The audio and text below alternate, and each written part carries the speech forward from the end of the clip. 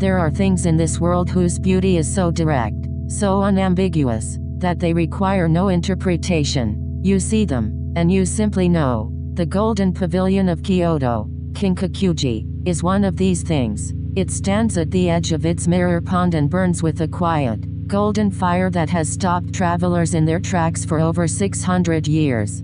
Kinkaku-ji was built in 1397 by the shogun Ashikaga Yoshimitsu, who retired from power to devote himself to the arts and the pursuit of beauty. He designed the pavilion as a villa for his own meditation, each of its 3 floors built in a different architectural style, aristocratic, samurai, and Zen Buddhist, united by a single unifying material, gold.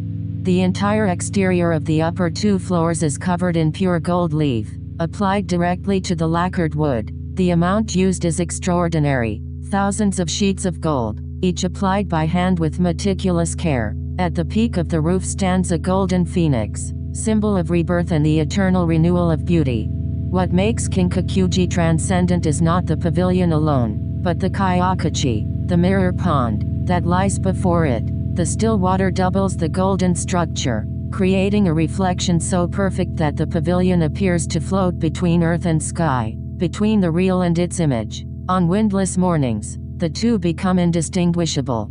The garden surrounding the pavilion was designed in the Kiresensu tradition, a philosophy of arranged landscape that uses rocks, water, and carefully placed trees to represent the Buddhist cosmos. Small islands in the pond hold ancient stones brought from across Japan, each chosen for the way it holds light.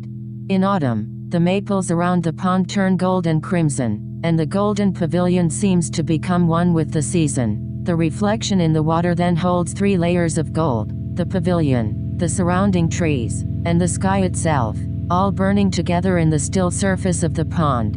In winter, when snow falls on Kyoto, Kinkaku-ji undergoes its most dramatic transformation. A white cap settles on the roof, framing the gold beneath it, and the garden becomes silent and still. The contrast of white snow against gold leaf against the cold gray sky is considered by many who have seen it to be the most beautiful sight in Japan. The current pavilion is not the original. In 1950, a young monk named Hayashi Yakan set fire to the temple in an act of obsession that shocked the nation. The novel by Yukio Mishima, The Temple of the Golden Pavilion, explored the psychology behind that act.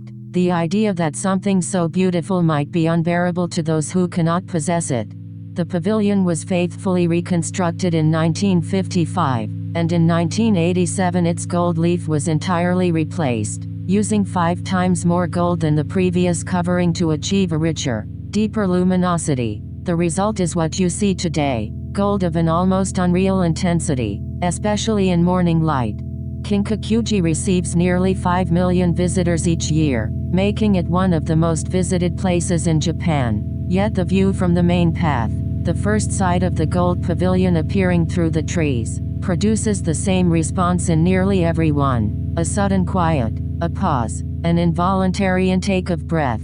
The temple was designated a UNESCO World Heritage Site in 1994. It is listed not merely as an architectural monument but as a living expression of the Muromachi period's aesthetic ideal, that beauty is not decoration, but the highest form of spiritual practice.